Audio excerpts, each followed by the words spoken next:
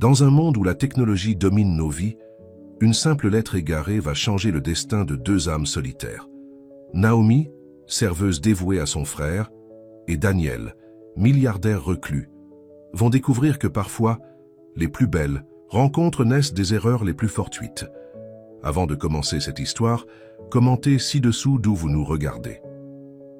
Le soleil se couchait sur la ville pendant que Naomi Clark, 35 ans, tournait en rond dans son petit appartement. Les conseils de sa thérapeute résonnaient encore dans sa tête. Écrivez à celui qui vous a fait souffrir, dites tout, puis brûlez la lettre. C'était censé être thérapeutique, une façon de laisser partir sa douleur. Naomi s'assit à son bureau, sortit une feuille de papier et commença à écrire. Les mots coulèrent facilement, comme si chaque phrase attendait depuis des mois pour être libérée. « Thomas, cela fait 6 mois que tu es parti, 6 mois depuis que tu as emballé tes affaires et quitté notre vie pour être avec elle. Plus jeune, plus brillante, plus tout ce que je ne suis pas apparemment. Je me demande si tu sais ce que c'est de devoir se reconstruire tout en essayant d'être forte pour quelqu'un d'autre. Pendant que je ramassais les morceaux de mon cœur, j'ai aussi dû continuer à être présente pour mon frère. Alex n'a que 19 ans. Il compte sur moi pour l'aider à finir ses études. Il ne peut pas voir à quel point je suis brisée. Comment as-tu pu partir comme ça après 7 ans ensemble? Comment ai-je pu être si invisible pour toi, alors que je te donnais tout? Je ne suis pas en colère parce que tu es parti. Je suis en colère parce que tu as fait semblant de m'aimer jusqu'à la dernière minute, Naomi. » Elle relut sa lettre, surprise par l'honnêteté crue de ses mots. Son cœur battait fort, mais elle se sentait un peu plus légère. Elle plia soigneusement la lettre, la glissa dans une enveloppe et écrivit l'ancienne adresse de Thomas. Pas parce qu'elle comptait vraiment l'envoyer, mais pour compléter le rituel épuisé émotionnellement, Naomi décida de sortir prendre l'air. Elle prit l'enveloppe avec elle, pensant la brûler plus tard dans la soirée comme suggéré par sa thérapeute. En passant devant la boîte aux lettres de son immeuble, un geste impulsif la fit glisser l'enveloppe dans la fente. Elle s'arrêta surprise par son propre geste. « Tant pis », murmura-t-elle. « Ce n'est pas comme si elle allait vraiment lui parvenir. Il a déménagé il y a des mois. Ce que Naomi ne savait pas, c'est que l'ancien appartement de Thomas avait changé de propriétaire. Le bâtiment entier avait été acheté et transformé en résidence de luxe. À plusieurs kilomètres de là, Daniel Reid, 39 ans, se tenait devant la fenêtre de son penthouse, regardant la ville sans vraiment la voir. Ancien PDG d'une des startups technologiques les plus réussies du pays, il avait tout abandonné après une grave crise d'anxiété 6 mois auparavant. « Monsieur Reid, voulez-vous que je prépare votre dîner maintenant ?» demanda Martha, sa gouvernante, la seule personne qu'il voyait régulièrement. « Plus tard, merci Martha, » répondit-il doucement. « Votre courrier est sur la table. Je pars maintenant, à demain. » Daniel n'avait pas ouvert son courrier depuis des semaines. Pourquoi s'embêter? C'était toujours des factures que son comptable gérait de toute façon, ou des invitations à des événements auxquels il n'irait jamais. Cette nuit-là, incapable de dormir comme d'habitude, il feuilleta distraitement la pile de courriers. Une enveloppe simple attira son attention. Pas d'entête d'entreprise, juste son adresse écrite à la main avec une écriture élégante. L'enveloppe était adressée à un certain Thomas, mais portait bien son adresse actuelle. Par curiosité, il l'ouvrit. Ses yeux parcoururent les lignes, absorbant chaque mot. Il la relut une deuxième fois, puis une troisième. Quelque chose dans cette lettre le toucha profondément. Cette femme qu'il ne connaissait pas, cette Naomi, avait mis en mots exactement ce qu'il ressentait depuis des mois. La solitude, le sentiment d'invisibilité malgré son succès apparent. La lutte pour rester fort quand tout s'effondrait. Pour la première fois depuis longtemps, Daniel prit un stylo et du papier. « À la personne qui a écrit la lettre à Thomas, je ne suis pas l'homme à qui vous écriviez. Votre lettre est arrivée ? Chez moi par erreur. Je devrais probablement m'excuser de l'avoir lue, mais je ne peux pas regretter complètement. Vos mots ont résonné en moi d'une façon que je ne peux pas expliquer. Je comprends ce sentiment d'invisibilité dont vous parlez, d'être entouré de gens mais jamais vraiment vu. Je ne connais pas votre histoire complète, mais je pense que vous méritez que quelqu'un vous réponde, que quelqu'un entende votre voix. Si vous voulez continuer cette conversation, vous pouvez répondre à cette adresse. Sinon, je comprendrai parfaitement. Un inconnu qui vous a entendu. » Daniel hésita longuement avant de mettre la lettre dans une enveloppe. Il était sur le point d'écrire son nom, mais s'arrêta. L'anonymat lui donnait une liberté qu'il n'avait pas ressentie depuis longtemps. Il glissa l'adresse de retour qu'il avait trouvée sur l'enveloppe originale et la déposa lui-même dans la boîte aux lettres le lendemain matin, sa première sortie en plusieurs jours. 3 jours plus tard, Naomi trouva une enveloppe dans sa boîte aux lettres. Son cœur s'arrêta un instant. Elle reconnut immédiatement sa propre écriture sur l'enveloppe retournée. « Ce n'est pas possible », murmura-t-elle. Elle ouvrit l'enveloppe avec des doigts tremblants et lut la réponse. Son visage passa de la confusion à la surprise, puis à une curiosité intense. Cette lettre, qu'elle n'avait jamais eu l'intention d'envoyer, avait trouvé un lecteur. Pas Thomas, mais quelqu'un qui semblait la comprendre mieux que l'homme avec qui elle avait partagé 7 ans de sa vie. Ce soir-là, après avoir mis son frère Alex au lit, Naomi s'assit à son bureau et commença à écrire une réponse. « Cher inconnu, je devrais être gêné que vous ayez lu mes pensées les plus intimes, mais étrangement je ne le suis pas. Peut-être parce que vous êtes un étranger, peut-être parce que vos mots semblaient sincères. Je ne comprends pas comment ma lettre est arrivée jusqu'à vous, mais il y a quelque chose d'étrangement réconfortant dans cette erreur du destin. Vous avez raison sur l'invisibilité. C'est exactement ça. On peut vivre avec quelqu'un pendant des années et réaliser qu'il ne vous a jamais vraiment vu. Je travaille dans un petit café du centre-ville. Chaque jour, je sers des centaines de personnes qui ne me regardent même pas. Je prends leur commande, je leur souris, mais pour eux, je ne suis qu'une fonction, pas une personne. Le soir, je rentre à la maison pour m'occuper de mon frère. Nos parents sont morts dans un accident de voiture il y a 3 ans. Alex est brillant. Il mérite sa place à l'université. Il mérite un avenir meilleur que le mien. Je me demande qui vous êtes et pourquoi mes mots vous ont touché. Mais peut-être que c'est mieux ainsi. L'anonymat a quelque chose de libérateur, n'est-ce pas? Naomi, elle posta la lettre le lendemain, matin avant d'aller travailler, se demandant si elle recevrait une réponse. Au Café Lumière, la journée fut longue et épuisante comme d'habitude. Naomi servit café après café, souriant mécaniquement tout en pensant à la mystérieuse lettre. « Naomi, tu sembles distraite aujourd'hui », remarqua Sophie, sa collègue et amie. « Désolée, je suis juste fatiguée », répondit Naomi, évitant de mentionner la correspondance inattendue. « J'ai une nouvelle qui pourrait t'inquiéter », dit Sophie avec hésitation. « J'ai entendu dire que M. Dubois envisage de vendre le café. » Naomi sentit son cœur se serrer. « Quoi, mais pourquoi ? Apparemment, un grand groupe hôtelier veut acheter tout le bâtiment. Les loyers augmentent partout dans le quartier. » Cette nouvelle frappa Naomi comme un coup de poing. Sans ce travail, comment pourrait-elle continuer à payer les études d'Alex? Comment survivrait-il? Ce soir-là, elle rentra chez elle, le cœur lourd. Alex était assis à la table de la cuisine, entouré de livres. « Et comment s'est passée ta journée ?» demanda-t-elle, essayant de cacher son inquiétude. « Bien, j'ai eu un A à mon examen de physique, » répondit-il avec un sourire fier. « C'est génial !» Naomi l'étreignit, se rappelant pourquoi elle se battait chaque jour. « Je savais que tu y arriverais. »« Et toi, ta journée ?»« Comme d'habitude, » mentit-elle. « Rien de spécial. » Plus tard dans la soirée, Naomi vérifia sa boîte aux lettres une fois de plus. À sa grande surprise, une nouvelle enveloppe l'attendait. Daniel avait reçu sa réponse et avait été surpris par la rapidité avec laquelle Naomi lui avait écrit. Il avait passé toute la journée à réfléchir à ce qu'il allait lui dire. « Chère Naomi, il y a quelque chose de profondément humain dans les cafés, n'est-ce pas? Des centaines de personnes qui se croisent chaque jour sans vraiment se voir. J'étais l'un d'eux avant, toujours pressé, toujours distrait, prenant mon café, sans jamais regarder qui me le servait. Maintenant, je donnerais n'importe quoi pour cette simplicité, pour pouvoir marcher dans un café sans que les gens me reconnaissent, sans attente, sans question. J'admire votre dévouement envers votre frère. La vie vous a donné un rôle difficile, mais vous le jouez avec grâce. C'est rare de voir quelqu'un mettre les besoins des autres avant les siens. Vous me demandez qui je suis. La vérité est que je ne sais plus vraiment. Il y a 6 mois, j'étais quelqu'un d'autre. Quelqu'un d'important, disait-on. Puis un jour, tout s'est effondré. Mon esprit a simplement dit « assez ». Maintenant, je vis dans le silence, essayant de me rappeler qui j'étais avant que le monde ne me définisse. J'espère que ce n'est pas trop personnel. C'est étrange comme on peut se sentir plus à l'aise pour partager des vérités avec un étranger qu'avec les personnes qu'on voit chaque jour. Quel café? Peut-être que je le connais. un ami dans les mots. Naomi lut la lettre plusieurs fois, intriguée par cet homme mystérieux qui semblait comprendre sa vie mieux que ceux qui la connaissaient depuis des années. Les jours suivants, leurs lettres continuèrent à se croiser, chacune plus personnelle que la précédente.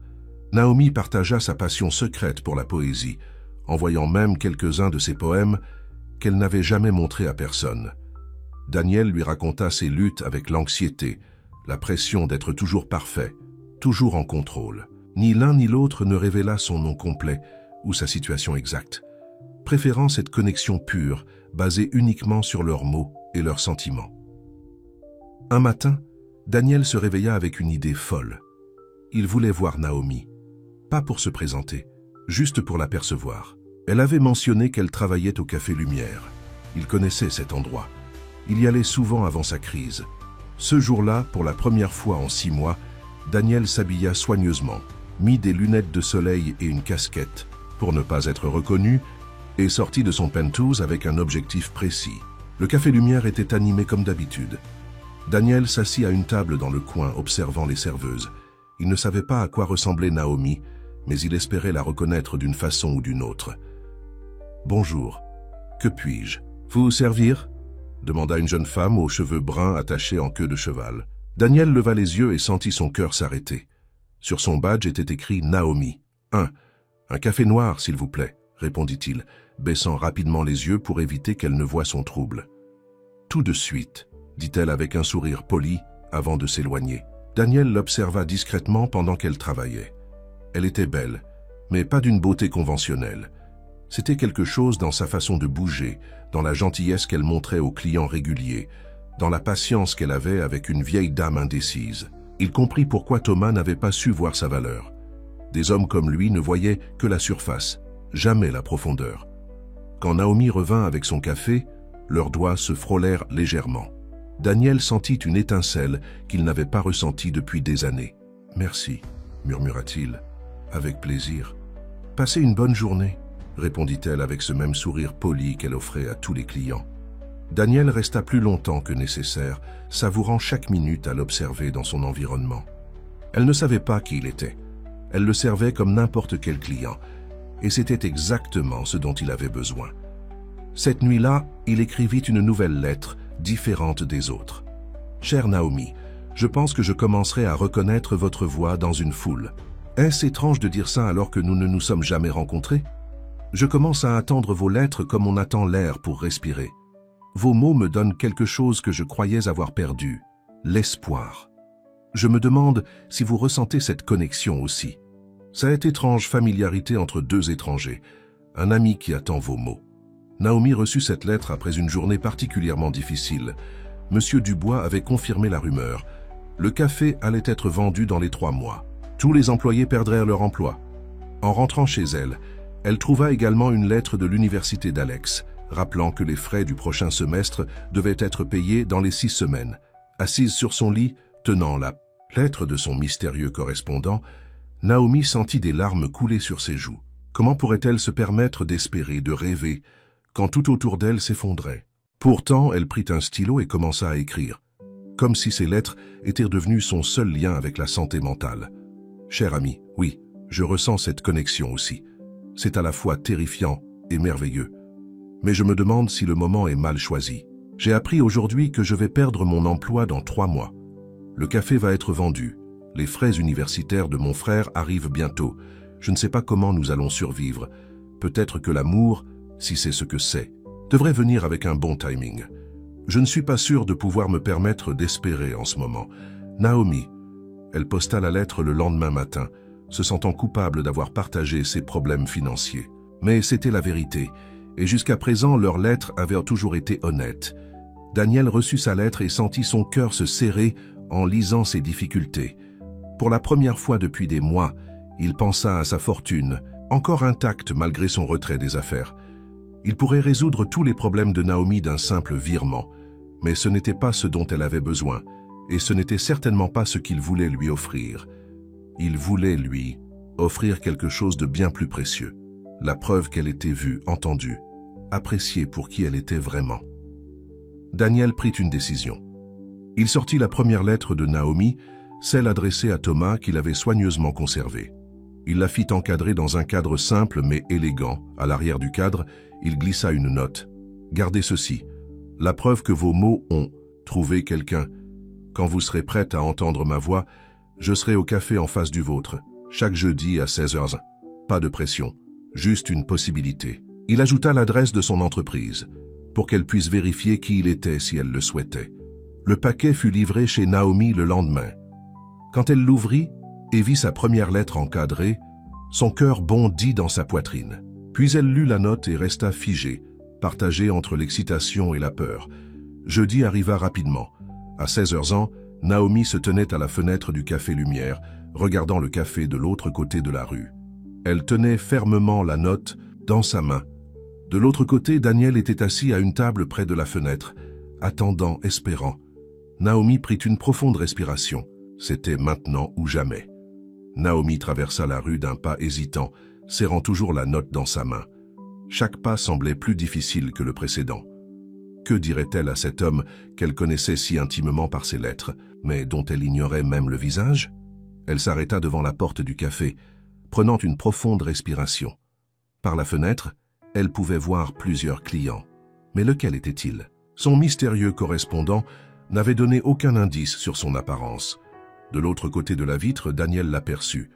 Son cœur battait si fort qu'il était certain que les autres clients pouvaient l'entendre. Il reconnut immédiatement sa silhouette, sa démarche, cette façon qu'elle avait de replacer une mèche de cheveux derrière son oreille. Naomi poussa finalement la porte, le bruit de la clochette annonçant son entrée. Elle regarda autour d'elle, cherchant un signe, un indice. Daniel se leva lentement.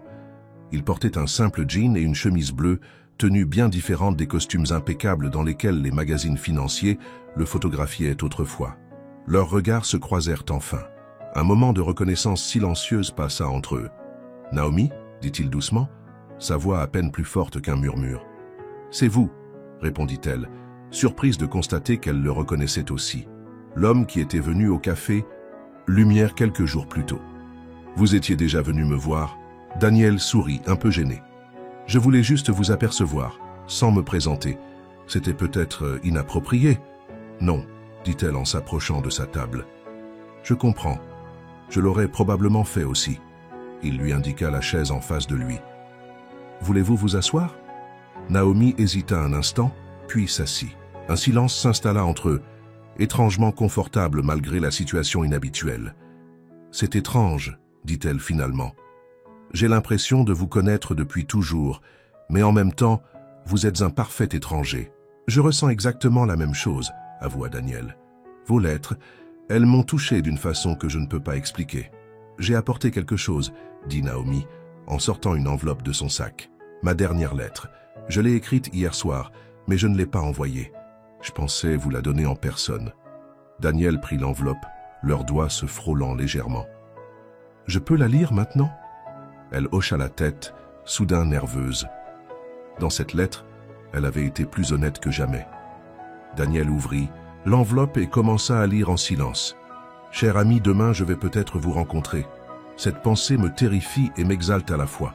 Pendant ces semaines d'échange, vous êtes devenu mon confident, mon refuge. Vos mots ont été ma lumière dans l'obscurité. J'ai peur que la réalité ne soit pas à la hauteur de ce que nous avons créé sur le papier.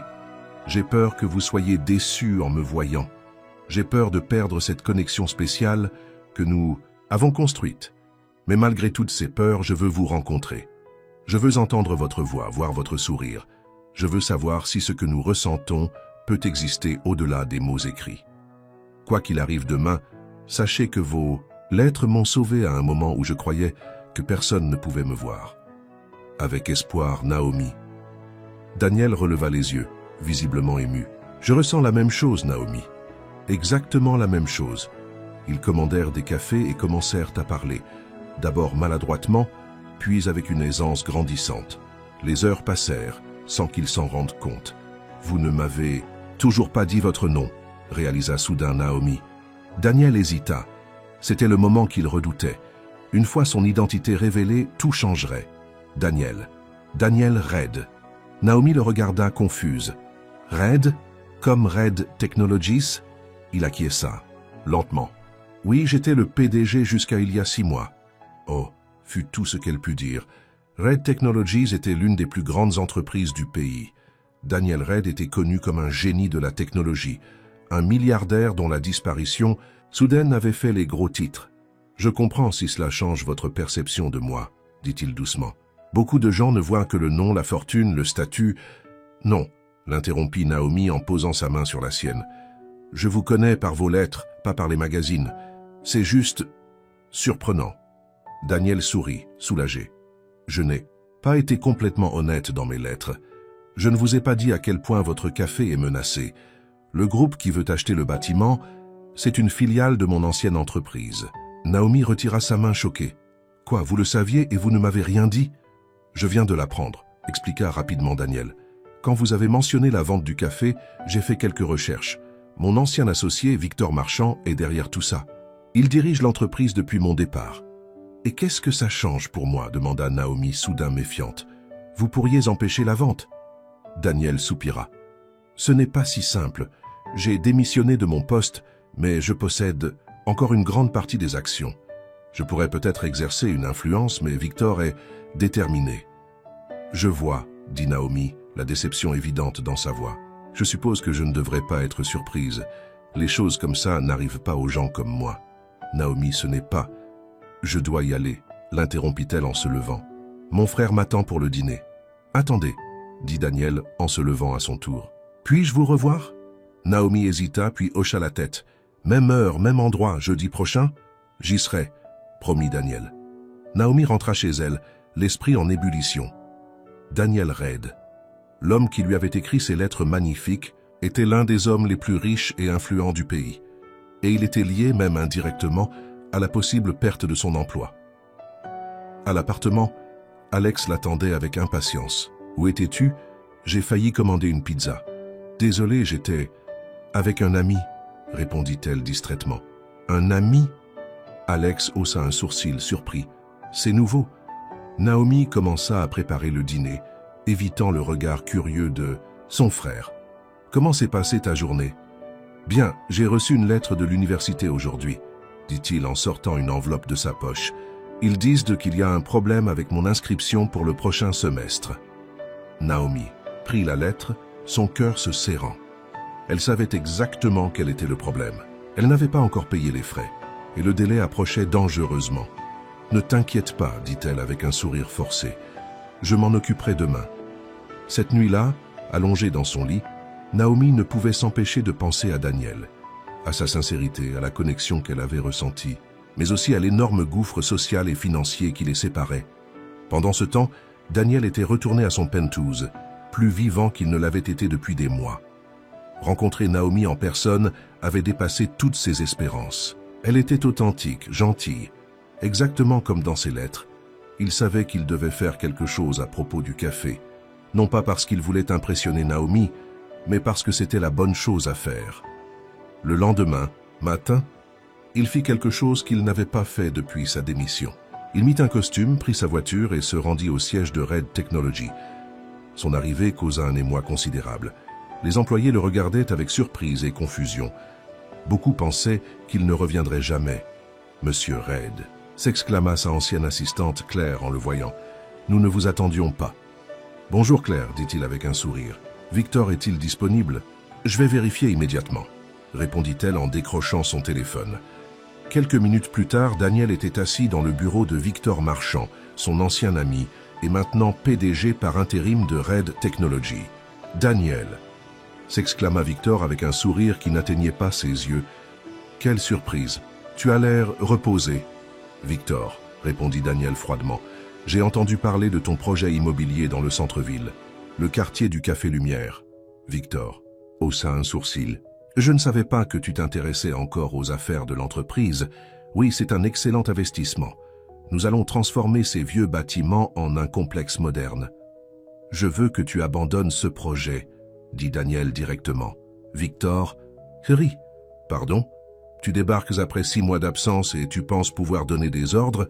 Les choses ont changé, Daniel. Le conseil d'administration me fait confiance maintenant. Je possède toujours 40% des actions, rappela Daniel. Et je suis prêt à revenir si nécessaire pour bloquer ce projet. Le sourire de Victor disparut. Pourquoi ce soudain intérêt pour un quartier sans importance? Qu'est-ce que tu ne me dis pas? Ces vieux bâtiments, comme tu les appelles, sont le gagne-pain de dizaines de personnes, répondit Daniel. Des personnes réelles, Victor, pas juste des chiffres sur un bilan. Oh, je vois, dit Victor avec un sourire narquois. C'est donc ça. Le grand Daniel Red a trouvé sa conscience pendant sa petite crise existentielle. Comme c'est touchant. Daniel se leva, les poings serrés. Je ne plaisante pas, Victor. Abandonne ce projet ou je reviendrai pour de bon. Et tu sais que je peux faire bien plus que simplement bloquer un projet immobilier. Sans attendre de réponse, Daniel quitta le bureau, laissant Victor furieux et perplexe. À quelques kilomètres de là, Naomi s'activait au Café Lumière, essayant de ne pas penser à Daniel ou à la vente imminente du café. Sophie remarqua son air préoccupé. « Tout va bien, Naomi? Tu sembles ailleurs aujourd'hui. »« Juste fatiguée, » répondit Naomi avec un sourire forcé. « Et inquiète pour l'avenir, comme nous tous. J'ai entendu dire que les employés du café d'en face ont tous reçu des offres d'emploi dans la nouvelle chaîne qui va s'installer, » dit Sophie. « Peut-être que nous aurons de la chance, nous aussi. » Naomi hocha la tête, mais l'idée de travailler pour une grande chaîne impersonnelle ne l'enchantait guère. Le Café Lumière était spécial, avec ses clients réguliers, son atmosphère chaleureuse. C'était plus qu'un simple emploi pour elle. À la fin de son service, Naomi fut surprise de trouver une enveloppe dans son casier, son nom écrit avec l'écriture maintenant familière de Daniel. Naomi. Je ne pouvais pas attendre. Jusqu'à jeudi prochain pour vous écrire. Notre rencontre a confirmé ce que je soupçonnais déjà. Ce que nous partageons est rare et précieux. J'ai fait quelque chose aujourd'hui que je n'aurais jamais imaginé faire il y a encore une semaine. Je suis retourné à mon ancienne entreprise. J'ai confronté mon ancien associé au sujet du projet immobilier qui menace votre café. Je ne peux pas vous promettre que j'ai résolu le problème, mais je vous promets que je vais essayer. Non pas parce que je veux vous impressionner, mais parce que c'est la bonne chose à faire. Je comprends si ma position ou ma fortune vous met mal à l'aise. Beaucoup de gens ne voient que cela quand ils me regardent. Mais avec vous, pour la première fois depuis longtemps, je me suis senti vu pour qui je suis vraiment. J'attendrai jeudi avec impatience. Daniel. Naomi relut la lettre plusieurs fois, touchée par sa sincérité. Il avait affronté son passé, ses peurs, pour essayer de l'aider. Elle ne savait pas quoi en penser. Cette nuit-là, alors qu'elle rentrait chez elle, elle fut surprise de voir une voiture de luxe garée devant son immeuble modeste. Un homme, élégant en costume, en sortit. « Mademoiselle Clark ?» demanda-t-il. « Je suis David Morel, l'avocat de Monsieur Red. Puis-je vous parler un instant ?» Méfiante, Naomi acquiesça. « De quoi s'agit-il ?»« Monsieur Red m'a demandé de vous remettre ceci, » dit-il en lui tendant une enveloppe. « C'est une offre d'emploi. Une position de responsable dans la nouvelle fondation de Monsieur Red, dédiée au soutien de petites entreprises locales face aux grands développements urbains. » Naomi prit l'enveloppe, confuse. « Je ne comprends pas, pourquoi moi? Monsieur Red pense que vous avez l'intégrité et la compréhension nécessaires pour ce poste, » répondit l'avocat. « Le salaire est substantiel, comme vous pouvez le voir. » Naomi ouvrit l'enveloppe et faillit s'étouffer en voyant le montant proposé. C'était 3 fois ce qu'elle gagnait au café. « J'ai besoin de réfléchir, » dit-elle, dépassée par les événements. « Bien sûr, » répondit David avec un sourire poli. « Vous avez mes coordonnées dans l'enveloppe. Contactez-moi quand vous aurez pris votre décision. » Après son départ, Naomi monta les escaliers jusqu'à son appartement, l'esprit en ébullition. Était-ce la solution à tous ses problèmes ou une façon pour Daniel d'acheter son affection? Alex l'attendait, assis à la table avec une expression sérieuse. « Qu'est-ce qui se passe ?» demanda Naomi inquiète. « J'ai reçu un email de l'université aujourd'hui, » dit-il lentement. « Il m'informe que mes frais de scolarité ont été entièrement payés pour les 2 prochaines années. »« Quoi ?» s'exclama Naomi abasourdie. « Mais comment ?»« Une bourse spéciale pour étudiants exceptionnels, » expliqua Alex. « Mais c'est étrange, je n'ai jamais postulé pour cette bourse. » Naomi s'assit, réalisant soudain ce qui s'était passé. Daniel avait payé les frais d'Alex. « Naomi, qu'est-ce qui se passe ?» demanda Alex, remarquant son trouble. « Tu sais quelque chose à ce sujet ?» Naomi hésita, puis décida d'être honnête. Elle lui raconta tout. Les lettres, Daniel, leur rencontre. Alex l'écouta attentivement sans l'interrompre. « C'est incroyable, » dit-il finalement. « Comme un film. Mais Naomi, cet homme, aussi riche soit-il, n'a pas le droit de prendre des décisions pour nous sans notre consentement. Je sais, soupira Naomi. Je vais lui parler. Jeudi. Le jeudi arriva plus vite qu'elle ne l'aurait pensé. Au café, Daniel était déjà assis à la même table, visiblement nerveux. Quand Naomi entra, son visage s'illumina. « Vous êtes venu ?» dit-il avec soulagement. « Nous devons parler », dit-elle sérieusement en s'asseyant. « Je sais », répondit-il, s'attendant clairement à ce qu'elle soit en colère. « À propos de l'offre d'emploi et de la bourse d'Alex. »« Pourquoi avez-vous fait ça ?» demanda-t-elle directement. « Vous pensiez pouvoir acheter mon affection? Résoudre mes problèmes avec de l'argent ?» Daniel secoua la tête. « Non, ce n'est pas ça. Je voulais vous aider, mais je comprends maintenant que j'aurais dû vous en parler d'abord. J'ai l'habitude de résoudre les problèmes rapidement, efficacement. C'est ce que j'ai toujours fait. La vie ne fonctionne pas comme ça, Daniel, dit Naomi doucement. Les relations ne fonctionnent pas comme ça. Je sais, admit-il, et je suis désolé, vraiment désolé. Si vous voulez, nous pouvons annuler tout ça. La bourse, l'offre d'emploi. Naomi le regarda attentivement, cherchant à comprendre ses intentions. Pourquoi avez-vous créé cette fondation? Est-ce juste pour moi? Non, répondit Daniel sincèrement. C'est quelque chose que j'envisageais depuis longtemps. Vos lettres m'ont juste donné le courage de le faire, de revenir dans le monde et d'essayer de faire quelque chose de bien avec ma position et mes ressources. Naomi hocha lentement la tête. Et le café Lumière? J'ai réussi à convaincre Victor de repenser le projet, dit Daniel. Le café ne sera pas vendu, du moins, pas pour l'instant. Comment avez-vous fait ça? Daniel sourit légèrement. Disons que j'ai menacé de revenir pleinement aux affaires. Victor sait que ce ne serait pas dans son intérêt. Ils restèrent silencieux un moment, puis Naomi soupira. Je ne peux pas accepter l'offre d'emploi, Daniel. Pas comme ça. Pas maintenant. Je comprends, dit-il, visiblement déçu mais résigné.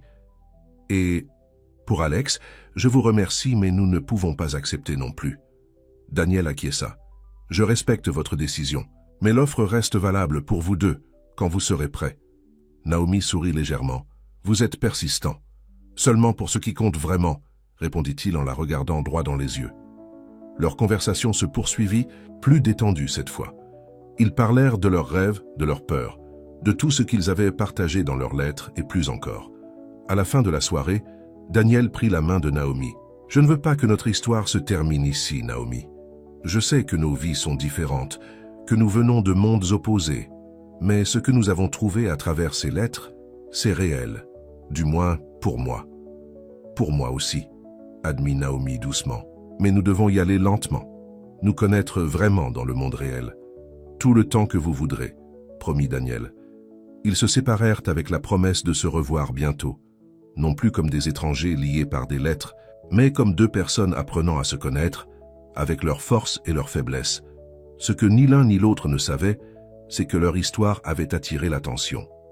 Un journaliste avait reconnu Daniel au café et les avait photographiés ensemble. Le lendemain, une photo d'eux, main dans la main, faisait la une d'un tabloïd local. Le milliardaire reclus trouve l'amour. Qui est la mystérieuse femme qui a capturé le cœur de Daniel Red? Victor Marchand vit cette photo et sourit froidement. Il tenait enfin le moyen de se débarrasser définitivement de Daniel. Et cette femme, cette Naomi Clark, allait être l'instrument parfait de sa vengeance. Naomi découvrit les photos dans le journal le lendemain matin alors qu'elle servait un client au café Lumière. L'homme avait laissé le tabloïd sur la table et le visage de Daniel à côté du sien attira immédiatement son attention. « Oh mon Dieu » murmura-t-elle, saisissant le journal avec des mains tremblantes. « Naomi » appela Sophie, s'approchant avec curiosité. « Qu'est-ce qui se passe ?» Sophie regarda par-dessus son épaule et poussa un petit cri de surprise. « C'est toi, avec Daniel Red. Naomi, pourquoi tu ne m'as rien dit ?» Naomi ne répondit pas, parcourant rapidement l'article. Il était rempli d'insinuations et de spéculations sur sa relation avec Daniel, la présentant comme une serveuse ordinaire, qui avait ensorcelé le milliardaire reclus. « Je dois appeler Daniel, » dit-elle finalement, se dirigeant vers l'arrière-boutique. Elle sortit son téléphone, réalisant soudain qu'ils n'avaient jamais échangé leur numéro. Leurs rencontres avaient toujours été planifiées par lettres. Une vague de panique la submergea. À ce moment, son téléphone sonna. Un numéro inconnu. « Allô ?» répondit-elle avec hésitation. « Naomi, c'est Daniel. Je viens de voir le journal. » Je suis tellement désolé. Le soulagement l'envahit en entendant sa voix. Comment avez-vous eu mon numéro? J'ai appelé le café et demandé à parler à la gérante. Sophie, je crois?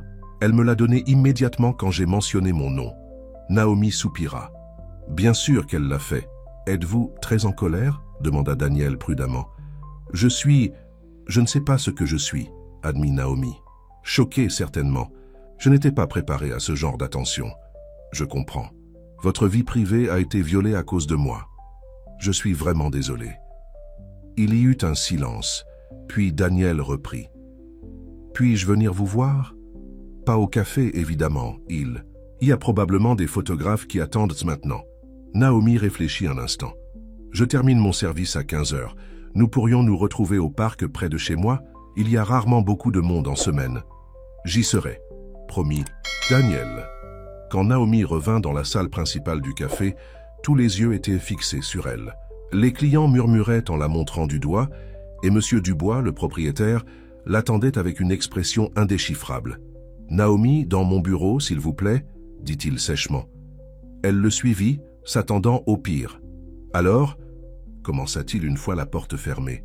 « Vous êtes la nouvelle conquête de Daniel Red. »« Ce n'est pas comme ça » protesta Naomi. « Peu importe ce que c'est » l'interrompit M. Dubois. « Savez-vous ce que cela signifie pour le café? Nous avons reçu plus de clients ce matin que durant toute la semaine dernière. » Naomi le regarda, surprise. Ce n'était pas la réaction qu'elle attendait. « Les gens veulent avoir la serveuse qui a captivé le cœur du milliardaire », continua-t-il avec un sourire calculateur. « C'est excellente publicité. »« Je ne suis pas une attraction, monsieur Dubois, » répondit Naomi, offensée. « Bien sûr que non, dit-il, redevenant sérieux. Mais si cette relation peut aider à sauver le café, je ne vais pas m'en plaindre. Et puis, j'ai reçu un appel très intéressant ce matin, de Victor Marchand. Vous le connaissez? » Naomi secoua la tête, bien qu'elle reconnût le nom de l'ancien associé de Daniel. Il veut discuter d'une offre alternative pour le café. Apparemment, il pourrait envisager de nous garder avec quelques améliorations. Il a spécifiquement demandé à vous rencontrer. Le cœur de Naomi se serra. Cela semblait trop opportun pour être une coïncidence. Je ne pense pas que ce soit une bonne idée, dit-elle prudemment. Eh bien, je lui ai déjà dit que nous le verrions demain, répondit M. Dubois d'un ton qui n'admettait pas de discussion. À 11 heures, ne soyez pas en retard. Naomi termina son service dans un état de confusion totale. Les clients la traitaient différemment, certains plus amicaux, d'autres clairement jaloux ou méprisants. Un homme lui avait même glissé son numéro de téléphone avec un clin d'œil, disant qu'il était presque aussi riche que Red. À 15 heures, elle quitta rapidement le café, évitant un photographe qui semblait attendre dehors. Elle se rendit au parc où Daniel l'attendait déjà, portant des lunettes de soleil et une casquette dans une tentative peu convaincante de passer inaperçue. « Naomi » dit-il en la voyant, se levant immédiatement. « Comment allez-vous »« Honnêtement, je ne sais pas », répondit-elle en s'asseyant à côté de lui sur le banc. « C'est comme si ma vie avait été bouleversée en une nuit. » Daniel hocha la tête, compréhensif. « Je suis habitué à ce genre d'attention, mais je sais que c'est choquant la première fois. Ça passera, je vous promets. Un autre scandale attirera leur attention bientôt. »« Il n'y a pas que ça, » dit Naomi, lui racontant sa conversation avec Monsieur Dubois et la demande de rencontre de Victor Marchand. Le visage de Daniel s'assombrit. « Victor, je savais qu'il ne renoncerait pas si facilement. Il veut vous utiliser pour m'atteindre. »« Comment? Pourquoi ?» Daniel soupira profondément. « Victor et moi avons créé Red Technologies ensemble. Quand l'entreprise a commencé à avoir du succès, il voulait prendre des raccourcis, adopter des pratiques que je trouvais éthiquement douteuses. Nous nous sommes disputés. J'ai utilisé ma position majoritaire pour le limiter. Et maintenant, qu'il dirige l'entreprise pendant votre absence, il veut se venger, compléta Naomi. Exactement, confirma Daniel. Vous ne devriez pas le rencontrer. Il est manipulateur, dangereux même. Je n'ai pas vraiment le choix, répondit Naomi. Monsieur Dubois a déjà accepté le rendez-vous et s'il y a une chance de sauver... Le café... Daniel prit sa main, la serrant doucement. Alors je viendrai avec vous. Vous pensez que c'est sage? Non, admit-il avec un petit sourire. Mais je ne vous laisserai pas affronter Victor seul. Ils passèrent le reste de l'après-midi à parler, essayant de mettre de côté les complications extérieures. Daniel lui raconta son enfance, sa Passion précoce pour la technologie. Comment il avait construit son entreprise à partir de rien. Naomi lui parla de ses parents, décédés quand Alex n'avait que 16 ans, de ses rêves d'écriture mis de côté pour subvenir aux besoins de son frère. Quand le crépuscule commença à tomber, Daniel insista pour la raccompagner chez elle. « Ce n'est pas nécessaire, protesta Naomi. Je rentre seule tous les jours. »« Mais tous les jours, vous n'êtes pas à la une des tabloïds, » lui rappela Daniel. « S'il vous plaît, laissez-moi m'assurer que vous rentrez en sécurité. » Naomi céda, touchée par son inquiétude. Ils marchèrent côte à côte, parlant doucement, s'arrêtant occasionnellement pour regarder les étoiles qui commençaient à apparaître dans le ciel. Devant son immeuble, ils s'arrêtèrent, soudain maladroits. « Merci pour cette journée, » dit Naomi doucement. Malgré tout, c'était agréable. Daniel sourit. « Pour moi aussi, plus qu'agréable. » Il y eut un moment de silence, rempli d'attente. Puis, doucement, Daniel se pencha vers elle. Leurs lèvres se rencontrèrent dans un baiser doux, presque timide. « Bonne nuit, Naomi, » murmura-t-il en se reculant. « Bonne nuit, Daniel, » répondit-elle, les joues rosies. Elle le regarda s'éloigner, son cœur battant à tout rompre. Malgré la folie de la situation, malgré les complications, elle ne pouvait nier ce qu'elle ressentait pour lui. En entrant dans son appartement, Naomi fut accueillie par Alex, qui l'attendait avec un air sérieux. « J'ai vu le journal, » dit-il immédiatement. « Tu es devenu célèbre pendant que j'étais en cours. »« Ce n'est pas drôle, Alex, » soupira Naomi, s'effondrant sur le canapé. « Je ne plaisante pas, » répondit-il, s'asseyant à côté d'elle. « C'est sérieux, Naomi. Des gars à l'université m'ont posé des questions sur toi, et ce milliardaire. Et puis il y a ça. » Il lui tendit son téléphone, montrant un email de l'université. Il informait Alex que sa bourse spéciale avait été annulée suite à une erreur administrative. « Qu'est-ce que ça veut dire ?» demanda Naomi, confuse. « Je pense que ton petit ami milliardaire a des ennemis, » dit Alex sombrement. « Et ils commencent à s'en prendre à nous. » Naomi passa une nuit agitée, tourmentée par des cauchemars où elle perdait tout, son travail, l'éducation d'Alex et même Daniel. Au matin, elle se réveilla épuisée mais déterminée. Elle appellerait Daniel après la rencontre avec Victor pour lui parler de l'annulation de la bourse d'Alex. À 10h45, elle arriva au Café Lumière. Monsieur Dubois était déjà là, portant son meilleur costume, visiblement nerveux. « Ah, Naomi, vous voilà », dit-il en vérifiant sa montre. Il devrait arriver bientôt. À 11h précises, la porte du café s'ouvrit, laissant entrer un homme élégant d'une quarantaine d'années. Naomi reconnut immédiatement Victor Marchand d'après les descriptions de Daniel. Grand, mince, impeccablement habillé, avec un sourire qui n'atteignait jamais ses yeux. « Monsieur Dubois », salua-t-il en tendant la main, « et vous devez être Naomi Clark. C'est un plaisir de vous rencontrer enfin. » Son regard s'attarda sur elle d'une façon qui la mit immédiatement mal. « À l'aise. Asseyons-nous, voulez-vous » suggéra Victor, indiquant une table dans le coin. « J'ai demandé que le café soit fermé pour notre réunion. Ce que j'ai à proposer est privé. » Ils s'installèrent, et Victor commença à exposer sa nouvelle vision pour le Café Lumière. Il ne s'agirait plus de le détruire, mais de le transformer en un café haut de gamme, le premier d'une nouvelle chaîne qui porterait toujours le nom Lumière, mais avec un concept plus luxueux.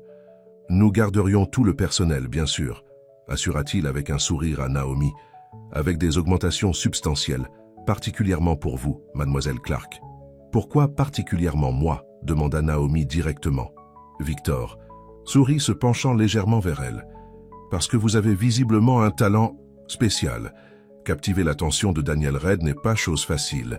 Il a toujours été, disons, sélectif. »« Ma relation avec Daniel n'a rien à voir avec le café, » répliqua Naomi tendue. « Au contraire, » répondit Victor, son sourire s'élargissant. « Elle a tout à voir.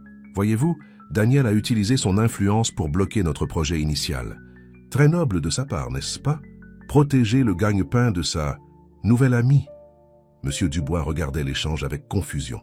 « Attendez, vous connaissez personnellement Monsieur Red ?» demanda-t-il à Naomi. « Ils se connaissent très bien ?»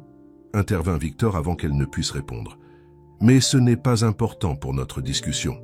Ce qui est important, c'est que nous pouvons tous y gagner avec ma proposition. » La porte du café s'ouvrit soudainement et Daniel entra, son visage tendu mais déterminé. Victor, dit-il froidement, j'aurais dû savoir que tu ne perdrais pas de temps. Victor ne sembla pas surpris de le voir. Au contraire, il sourit comme si l'arrivée de Daniel faisait partie de son plan. « Daniel, quel plaisir de te voir !» dit-il en se levant. « Nous parlions justement de l'avenir brillant du Café Lumière. Viens te joindre à nous. » Daniel s'approcha, posant une main protectrice sur l'épaule de Naomi. « Quoi que Victor t'ait proposé, Naomi ne lui fait pas confiance. »« Oh, Daniel, toujours si dramatique, » soupira Victor. « Je proposais simplement une solution où tout le monde gagne. Le café reste, juste amélioré. Les emplois sont sauvés. Tout le monde est heureux. Sauf qu'il y a toujours un prix à payer avec toi, » répliqua Daniel. « Quel est-il cette fois ?» Victor sourit, montrant enfin son vrai visage. « Simple. Tu reviens à l'entreprise, comme consultant. Tu approuves publiquement mes décisions. Tu me donnes la crédibilité que le conseil d'administration exige encore de toi. Et si je refuse ?» Victor haussa les épaules. « Alors, je suppose que notre accord initial reprend. Le café sera démoli. Et bien sûr, il y a la question de la bourse. D'études du jeune Alex Clark. Tellement dommage qu'elle ait été annulée. » Naomi sentit la main de Daniel se crisper sur son épaule. « Tu es allé trop loin, Victor, » dit-il, sa voix dangereusement calme. « Non, Daniel, c'est toi qui es allé trop loin, » répondit Victor, perdant son sourire. « Tu as abandonné l'entreprise que nous avons construite ensemble parce que tu ne pouvais pas supporter la pression. Tu m'as laissé tout gérer pendant que tu jouais au reclus. Et maintenant, tu reviens et tu penses pouvoir tout contrôler à nouveau? À cause d'une serveuse ?» Monsieur Dubois intervint, visiblement mal à l'aise. « Messieurs, je pense que nous devrions... » « Silence !» l'interrompit Victor. « Ceci dépasse largement votre café insignifiant. » Daniel fit un pas en avant, ses yeux fixés sur Victor. « Tu veux que je revienne? Très bien, je reviendrai. Mais pas comme consultant, je reprendrai ma place de PDG. Et ta première tâche sera de t'assurer que ce café reste exactement tel qu'il est. » Victor rit. « Tu plaisantes? Le conseil ne l'acceptera jamais. 40% des actions, Victor, plus les 15% que détient encore ma sœur. Et je suis sûr que je peux convaincre Thomson de me soutenir avec ses 10%. Cela me donne la majorité. » Le visage de Victor pâlit légèrement. « Tu ne ferais pas ça. Tu détestais cette vie. C'est pour ça que tu es parti. »« Pour Naomi, je le ferai, » répondit Daniel simplement. « Et pour montrer que des personnes comme toi ne peuvent pas toujours gagner. » Un silence tendu s'installa. Finalement, Victor ramassa sa mallette. « Très bien, Daniel. Tu veux jouer à ce jeu? Jouons. » Il se tourna vers Naomi. « Mademoiselle Clark, ce fut un plaisir. J'espère que vous savez dans quoi vous vous engagez avec lui. Daniel a toujours été doué pour faire de grandes promesses, moins pour les tenir. » Sur ces mots, Victor sortit, laissant derrière lui un silence pesant. Monsieur Dubois semblait complètement perdu. « Quelqu'un peut-il m'expliquer ce qui vient de se passer ?» Daniel soupira. « Votre café est sauvé, monsieur Dubois. Je vous le promets. Mais j'ai besoin de parler à Naomi en privé, si vous le permettez. » Une fois seule, Naomi regarda Daniel avec inquiétude. « Tu ne peux pas reprendre ton poste de PDG juste pour moi. Tu m'as dit à quel point cela t'avait rendu malheureux. Ce n'est pas juste pour toi, » répondit-il doucement. « C'est aussi pour moi. Pour finir ce que j'ai commencé. Victor a pris l'entreprise dans une direction que je ne peux pas cautionner. Je pensais pouvoir simplement m'en éloigner, mais peut-être que c'était lâche. » « Ce n'était pas lâche, » protesta Naomi. « Tu prenais soin de ta santé mentale. » Daniel sourit tristement. « Peut-être. Mais parfois on doit affronter ses peurs pour avancer. Victor a raison sur une chose.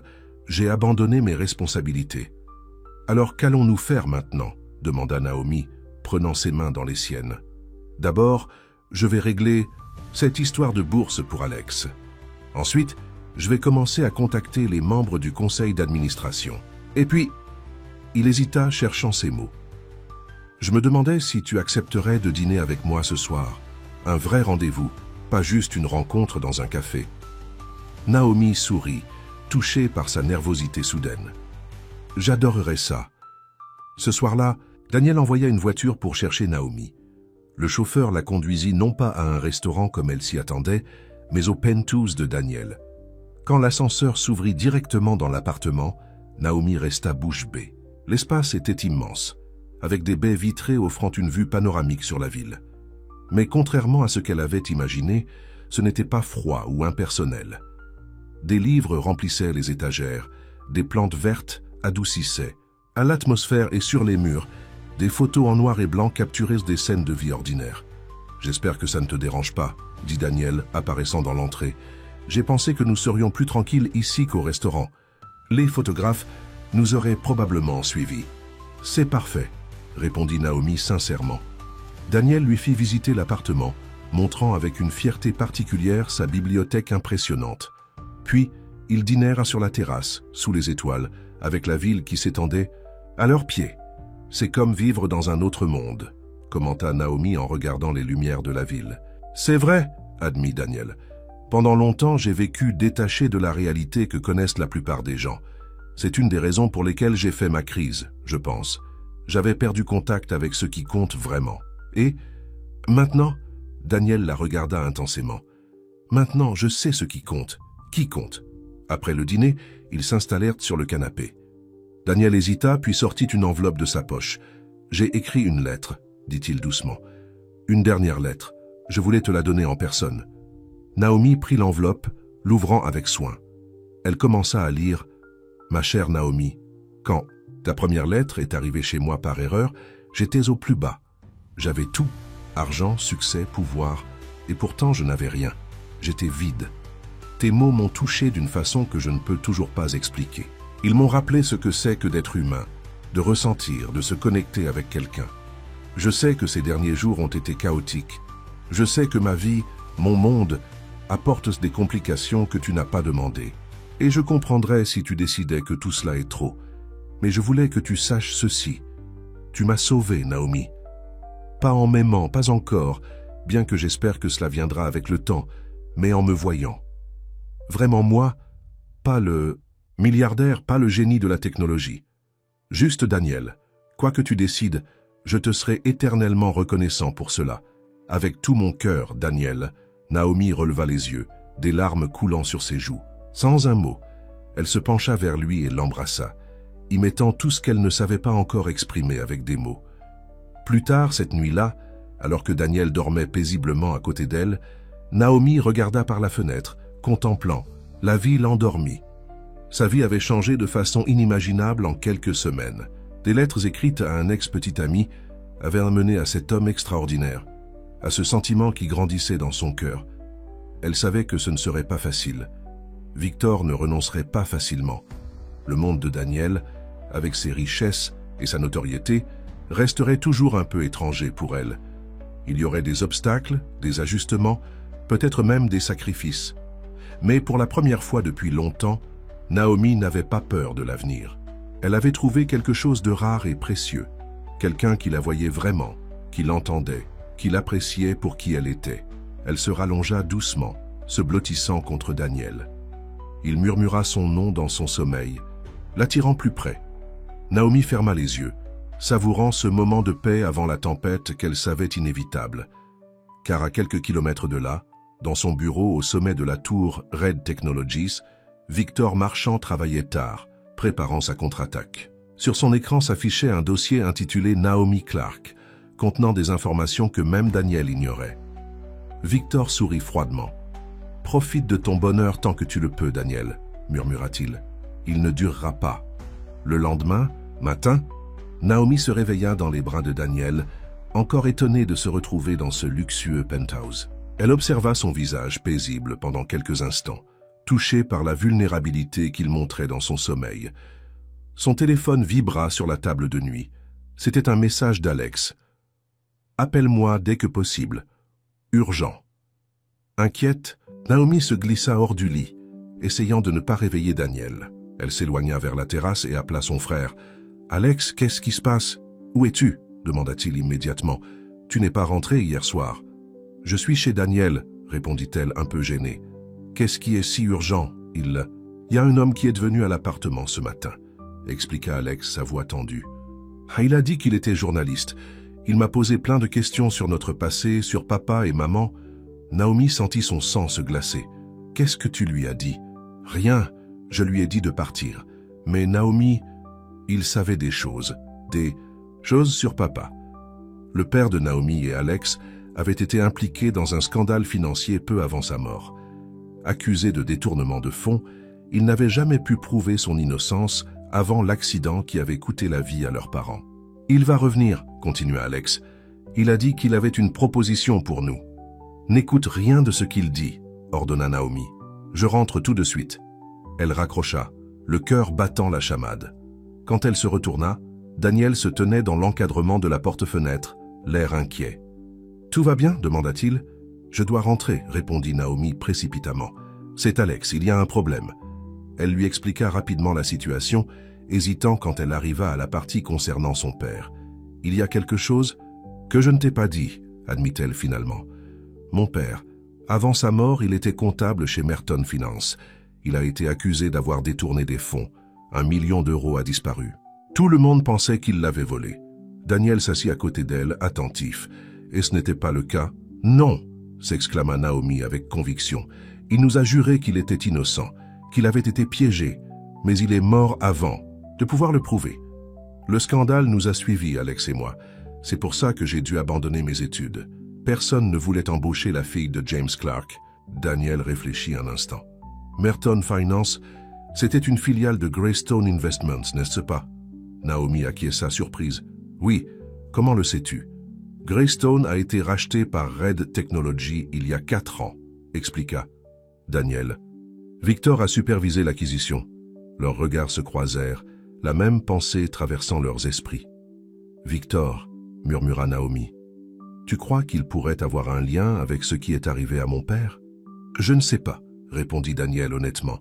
« Mais ce serait une coïncidence troublante. Victor a toujours eu des méthodes discutables en affaires. Et maintenant, il utilise notre passé contre nous, » conclut Naomi, se levant brusquement. « Je dois aller voir Alex, je viens avec toi, » décida Daniel. « Mais d'abord, je vais faire quelques appels. Si Victor est derrière tout ça, nous devons être préparés. » 1 heure plus tard, ils arrivaient à l'appartement de Naomi.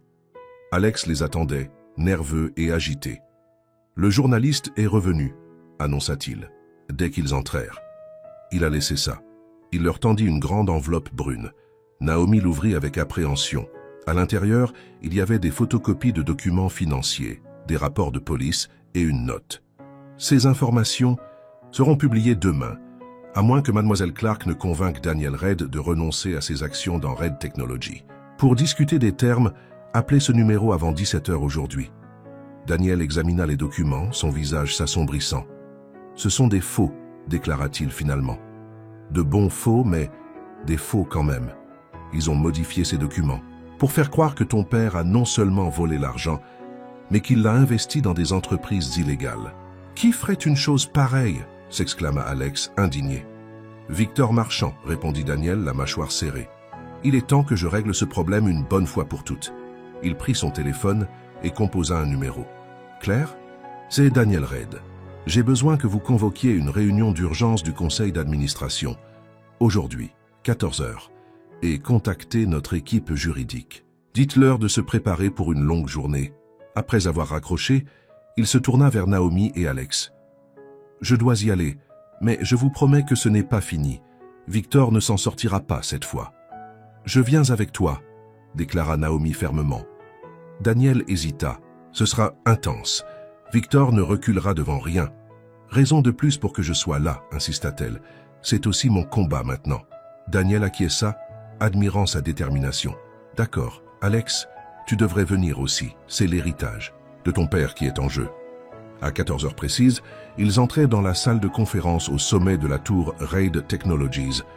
Le conseil d'administration au complet était présent, ainsi que l'équipe juridique. Victor se tenait au bout de la table, visiblement surpris de voir Naomi et Alex. « Daniel, » dit-il avec un sourire forcé, « tu amènes des invités à notre réunion ?»« Pas des invités, Victor, » répondit Daniel froidement, « des témoins. » Il fit signe à Claire qui distribua des dossiers à chaque membre du conseil.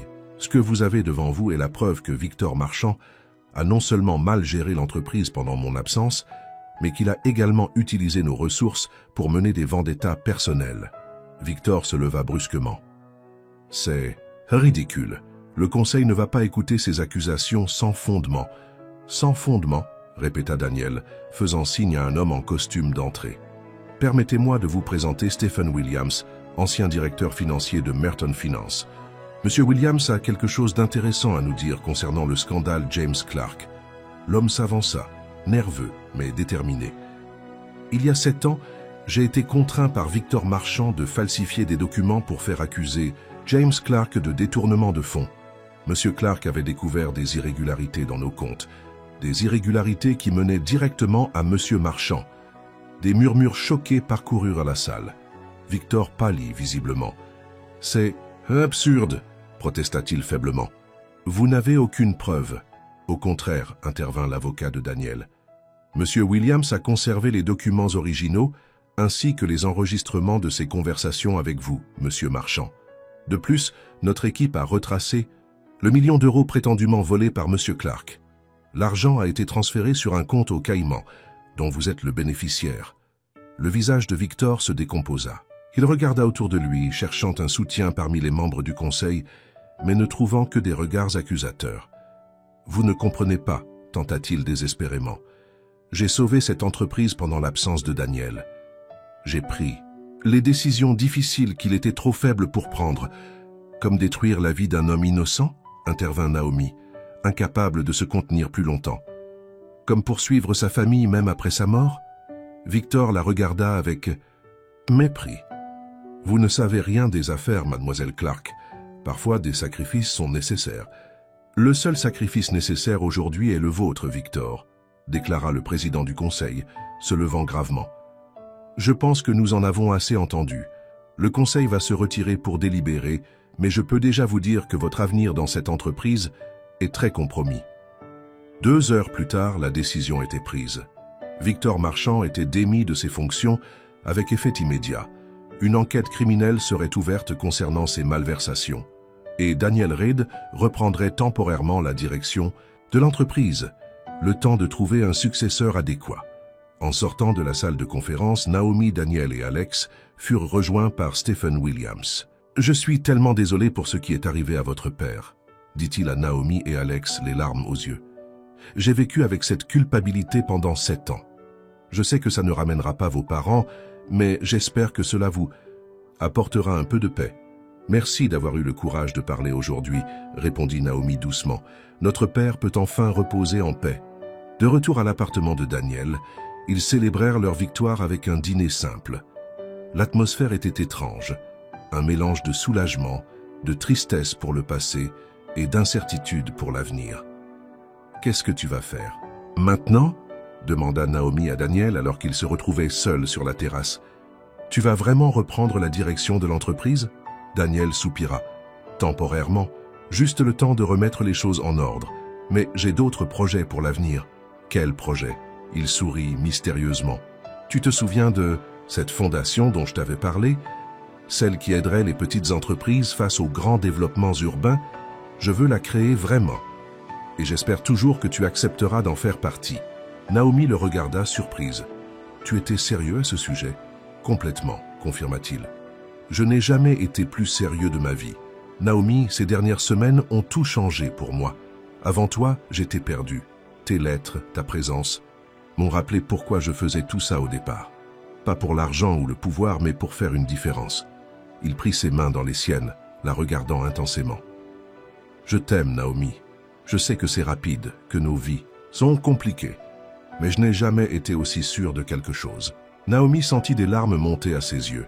« Je t'aime aussi, Daniel. Malgré tout ce chaos, ou peut-être à cause de lui, je sais que ce que nous avons est réel. » Daniel sourit, soulagé. « Alors, accepteras-tu de diriger cette fondation avec moi? De construire quelque chose qui pourra vraiment aider les gens comme toi, comme ton père? »« Oui, » répondit Naomi sans hésitation. « Mais je veux aussi retourner à l'université, finir mes études d'écriture.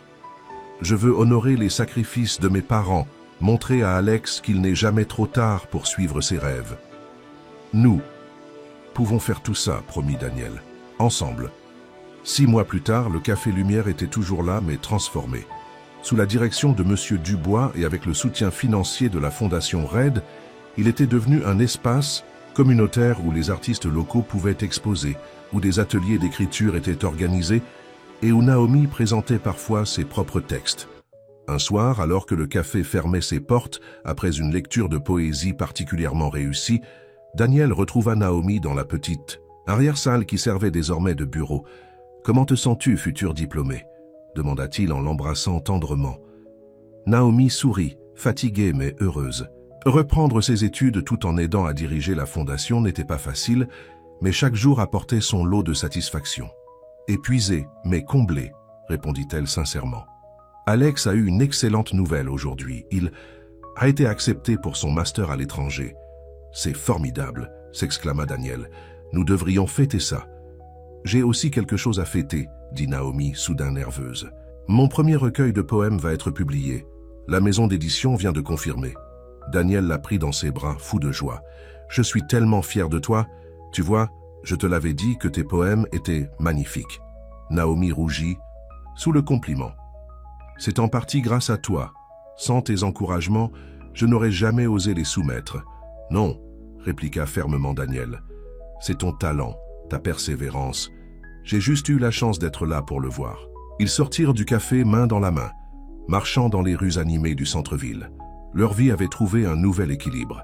Daniel avait finalement quitté son poste de PDG, confiant l'entreprise à une équipe dirigeante dont il supervisait les décisions à distance. La fondation prospérait, aidant de nombreuses petites entreprises et communautés.